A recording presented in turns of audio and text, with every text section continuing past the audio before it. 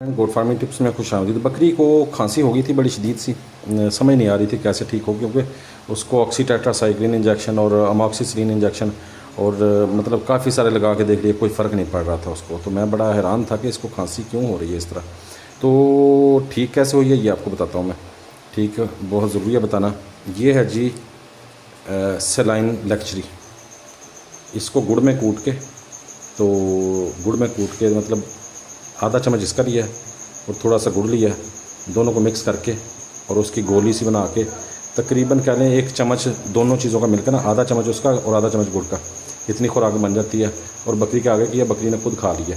और वो मतलब कल दी है और कल से इसका इतना ज़बरदस्त रिज़ल्ट है। और आगे जो है आज तो दूसरा दिन है, दूसरे दिन दे रहा हूँ, तो मैंने सोचा आपके साथ शेयर कर दूँ, बहुत ज़रूरी है। अगर कोई काम की चीज़ हो तो आपके साथ शेयर करूँ। सेलाइन लेक्चरी है, ये आम वेटरनरी स्टोर से मिल जाती है आराम से, ठीक है। और इसको आप इस्तेमाल करें गुड़ में या शक्कर में मिक्स करके दे दें। अगर नहीं तो कोई भी चीज़ मिल रही तो तब चीनी में करें, अब चीनी में ना करें। गुड़ जो है वो इसके लिए, इसके ऊपर जो रिकमेंड है ना वो गुड़ है, गुड़ या शक्कर। तो चीनी में भी वैसे आप कर सकते हैं।